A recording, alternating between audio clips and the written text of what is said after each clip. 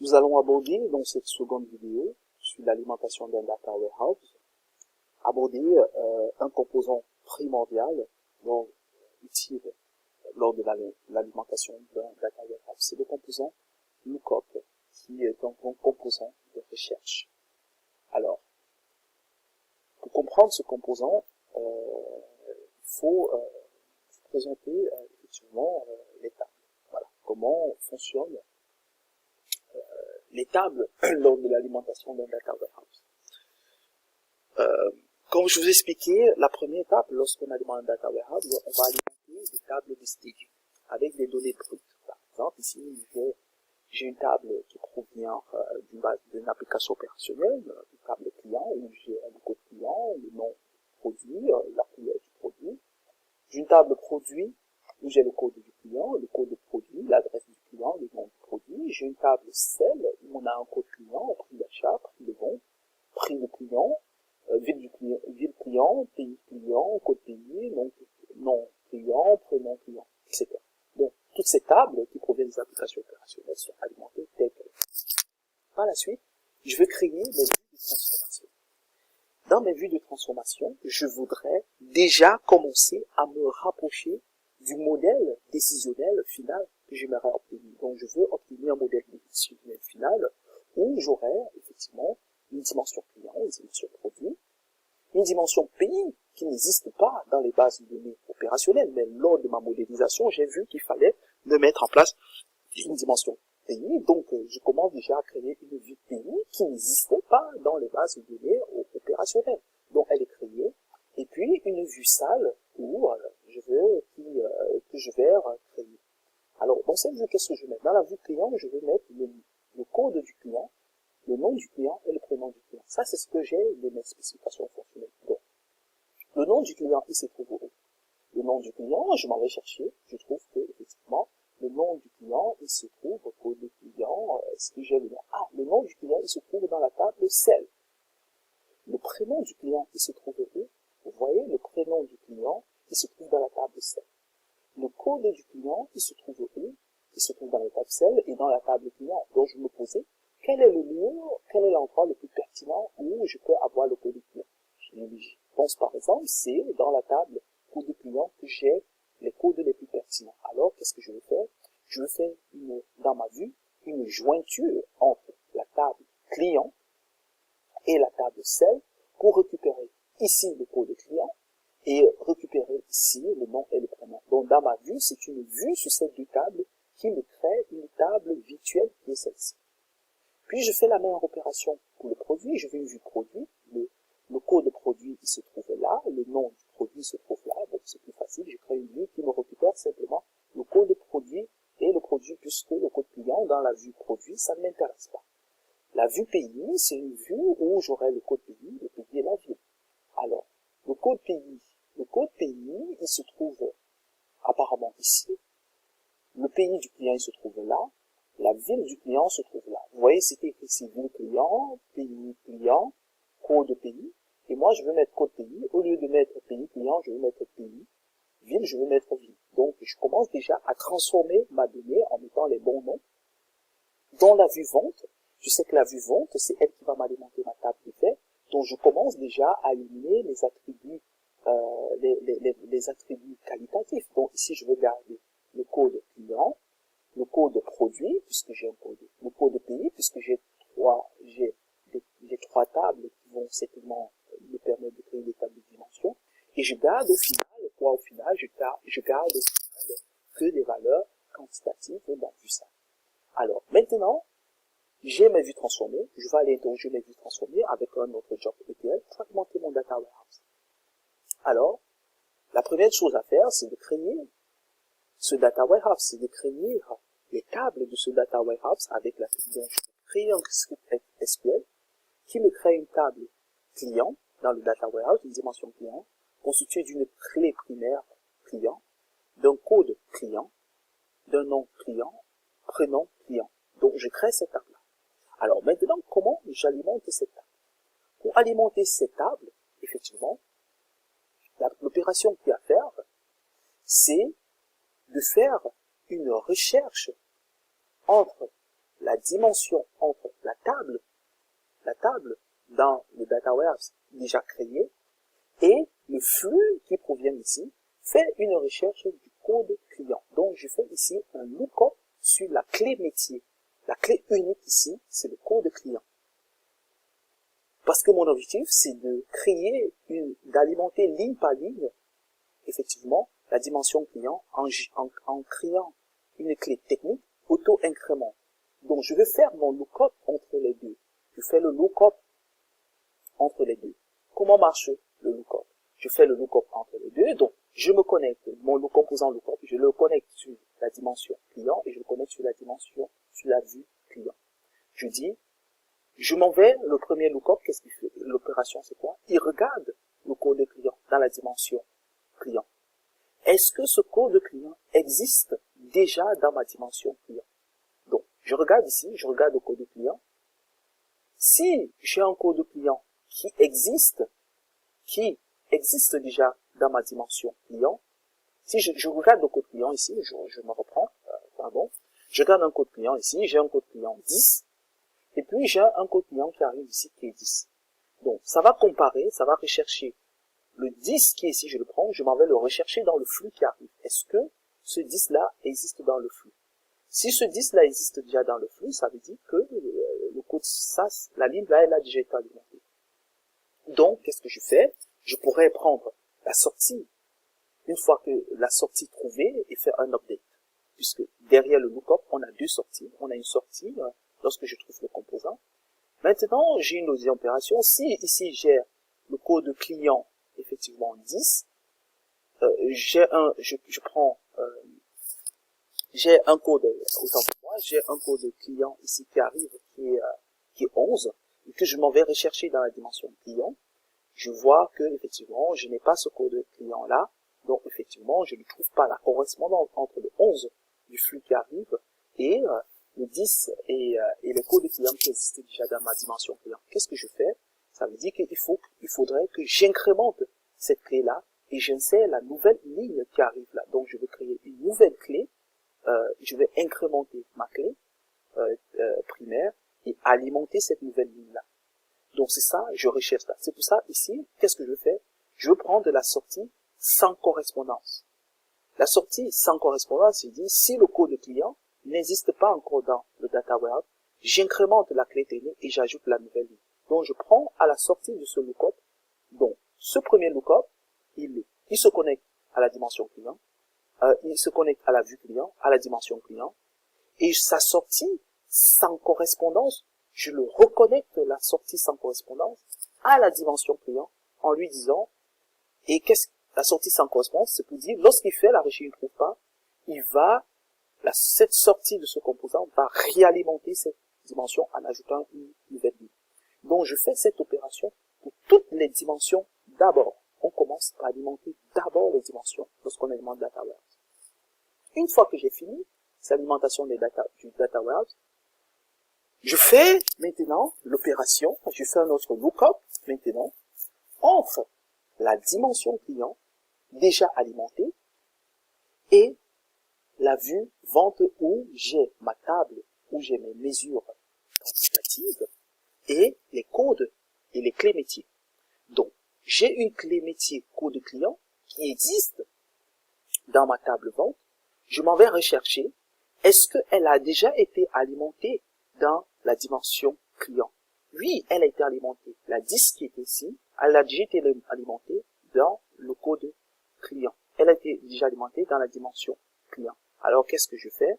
Si elle a déjà été alimentée dans la dimension client, je m'en vais chercher la valeur qui correspondait à cette ligne-là, c'est-à-dire le client 10, il avait acheté pour 5 millions d'euros de produits, donc je veux mettre effectivement pour ce code client-là, effectivement, je veux mettre la ligne 10 millions qui correspond et je veux récupérer cette clé primaire qui avait été créée ici lorsque j'alimentais la dimension client. Je veux la mettre à l'intérieur, donc je veux récupérer à la fois dans la dimension client déjà alimentée. Moi, je veux récupérer quoi? Je ne récupère pas le code client, ça ne nous intéresse pas. Il nous permet simplement de faire la recherche. je récupère la clé primaire de la dimension client que j'ajoute, la ligne de la clé primaire que j'ajoute, et je m'en vais récupérer la table, la mesure quantitative de la vue salle qui me permet d'alimenter effectivement la ligne que j'ai trouvée en correspondance. Donc ici, qu'est-ce que je vais faire? Je veux alimenter, c'est-à-dire lorsque mon lookup ici, il va dire, je veux prendre quelle sortie pour alimenter ma table de fait. Vous pouvez imaginer, je veux prendre la sortie avec correspondance. Avec correspondance, pourquoi? Parce que je fais le lookup entre une dimension déjà alimentée. Donc, je regarde, est-ce que le code que j'avais déjà, que j'ai alimenté, est-ce que ce code-là, est-ce que ce code-là existe déjà dans mes dimensions? Ça veut dire que oui, j'ai déjà alimenté le code 10 existe déjà dans mes dimensions. Donc, le client 10, il me faut aller chercher à la fois la clé primaire que j'ai créée dans la dimension, puis ce qu'il a acheté, la valeur quantitative qui correspond à sa ligne dans cette vue-là, dans la vue vente que je mets là. Donc, je récupère ici la clé primaire qui se retrouve ici en forestier client et la dimension vente, la valeur qui est ici, je la mets là. Donc, je viens de créer je viens d'alimenter ma table de fait. Donc, voilà comment se passe l'alimentation d'un data warehouse. Ici, on a une sortie. Lorsqu'on alimente les dimensions, on prend des sorties sans correspondance. Lorsqu'on alimente la table de fait, c'est un lookup entre les dimensions déjà alimentées et les tables qui contiennent les valeurs quantitatives qu'on recherche et les clés métiers. On fait le lookup entre les clés métiers déjà alimentées et les clés métiers qui se trouvent dans notre vue de transformation. On prend la sortie s'il y a une correspondance, ça veut dire que ça a déjà été alimenté dans la dimension, donc il faut qu'on aille chercher la mesure quantitative qui se trouve là-bas. C'est comme ça qu'à la fin, on arrive à analyser pour un client ses ventes. Pour un client, on pourra analyser ses ventes par produit, par pays, etc. Parce qu'on a un lien au travers de la clé primaire. La clé primaire, elle est utile. Certains vont me dire, on aurait pu faire des liens directement avec les clés métiers. Mais là, on perd en performance. L'avantage de faire ça, c'est effectivement, on gagne en performance parce que les clés primaires, ce sont des clés en entier. Et ça permet aussi de s'assurer qu'on n'intègre pas des doublons dans ici. Il faut savoir ici, on fait des distincts lorsqu'on alimente une dimension. Les dimensions, ce sont des distincts. On va pas mettre 10 fois dans la dimension le même client. Ça ne sert à rien. Donc, mais si ce client achète 10 fois dans la même société, on aura sa clé primaire, c'est-à-dire s'il était sa clé primaire ici, c'était 5, on aura 5 qui va apparaître 5 fois ici, et les 5 lignes qu'il a achetées, s'il a fait 10 achats, on aura 5 fois la clé primaire 5 ici. S'il a fait 10 achats, on aura 10 fois la clé 5 ici, avec les chiffres correspondant à son achat. Donc, voilà la recherche. C'est ça la puissance du lookup, c'est le composant de recherche. Dans le cadre du projet que vous allez faire, vous avez un exercice. Donc, c'est une société Superplan qui dispose d'un ERP et qui aimerait mettre en place une solution décisionnelle pour permettre à son service commercial de suivre les performances des produits vendus par la société. Dans la société Superplan, les budgets devant CIA, numéro commercial, numéro client, sont saisis par le responsable CRM directement dans Excel en précisant les dates. Donc, on a un fichier de budget où ici, on a l'estimation, on estime le chiffre d'affaires qu'on fera. Donc, c'est estimé, ici, on estime le chiffre d'affaires qu'on fera par commercial et par client. Donc, c'est ça le fichier budget, c'est saisi dans un fichier Excel. Puis, on a une application de ressources humaines qui est externe à l'ERP de l'entreprise, qui génère un fichier plat dans lequel on a les informations concernant chaque commercial. Ça peut être quoi? Le nom, le prénom, le salaire, dans ce fichier-là.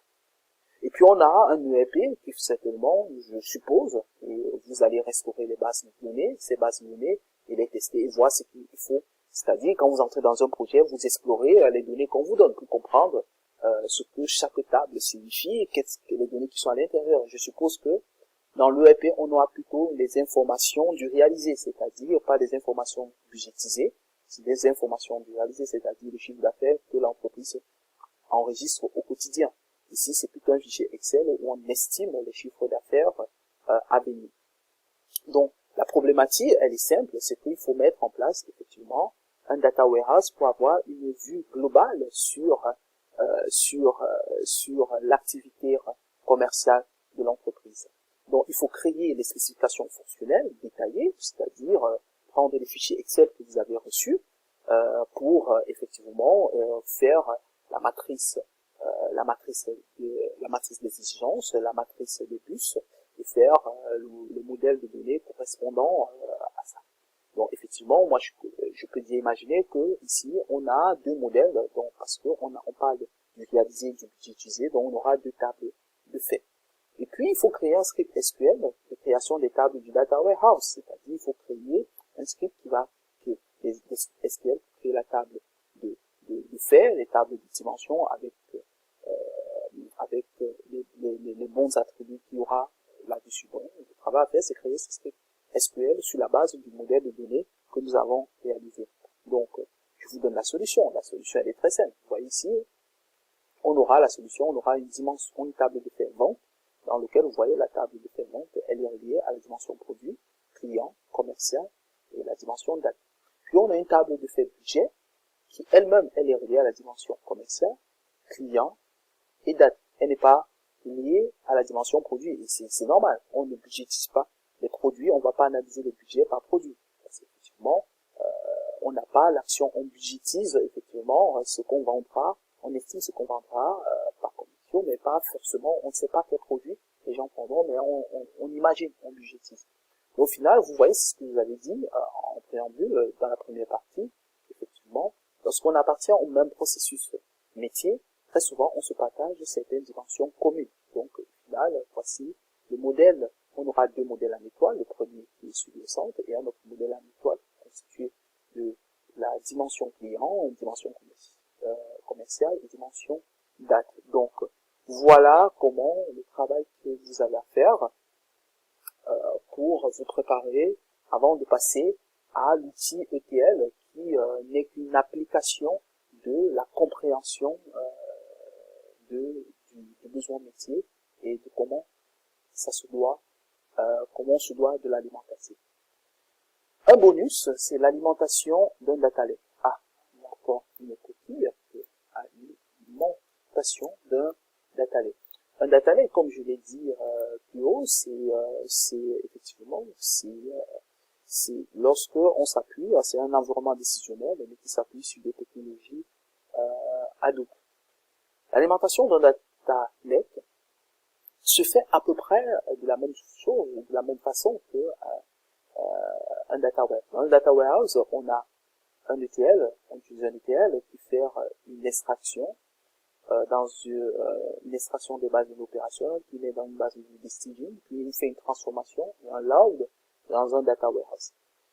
Dans un data lake qui s'appuie sur une technologie Hadoop, on a une extraction et un load. Donc, on fait plutôt une opération d'extraction et de chargement directement à l'intérieur du data lake qui utilise la technologie Hadoop.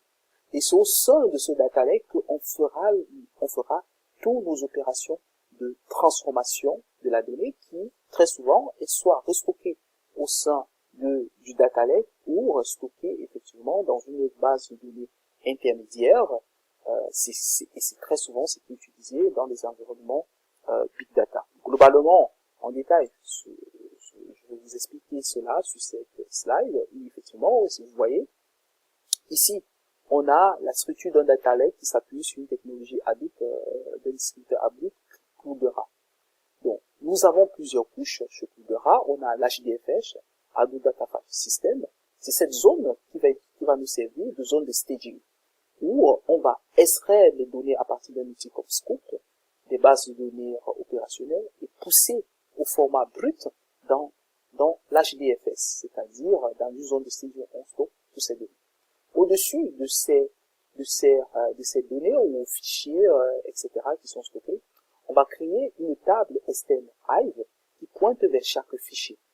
Cette table externe Hive, c'est une table ce sont des vues, en fait, qui ne stockent pas en réalité de la donnée. Ce sont des vues, effectivement, où on fait, comme je vous ai dit, l'étape de transformation, où on peut transformer les données dans ces vues. C'est une sorte de vue sur les données. Elle ne stocke pas une table externe, elle ne stocke pas la donnée. Elle est une sorte de vue, comme on a vu dans le monde décisionnel. Et par la suite, pour apporter de la performance, on va stocker de façon matérialisée la donnée dans des tables internes qui sont des Metastore Hive sur un format, par exemple, OFC, c'est le format de stockage de données. C'est un format de stockage assez performant. Et on va stocker là. Et une fois que ces données sont stockées là-bas, maintenant, on peut venir soit extraire ces données, ces tables-là, les importer avec un outil comme Power BI ou Tableau et faire nos connexions là-bas pour obtenir nos modèles à l'étoile ou mettre en place un serveur lié à cet environnement et mettre en place des cubes, etc. Donc globalement, voilà un peu la démarche lorsqu'on est sur des environnements Big Data. Donc je vous remercie et j'espère que cette rapide vision de l'alimentation, cette vision assez théorique de l'alimentation, mais plutôt théorique, mais en même temps pratique, parce que ce sont des principes de l'alimentation, il faut les comprendre pour pouvoir comprendre, pour pouvoir approcher l'outil. C'est d'abord important de comprendre qu'est-ce qu'on fait. Lorsqu'on est en face d'un outil, qu'est-ce qu'on va faire dans cet outil? Si on ne sait même pas ce qu'on va faire, l'outil ne nous sert à rien. Il faut déjà comprendre à quoi va nous servir l'outil, qu'est-ce qu'on fera lorsqu'on sera en face de l'outil. C'est ça l'idée de ce bref cours sur l'alimentation d'un data warehouse. Donc, merci et bonne formation, bonne pratique sur l'outil Talend avec notre expert IMAD. Merci beaucoup et à très bientôt.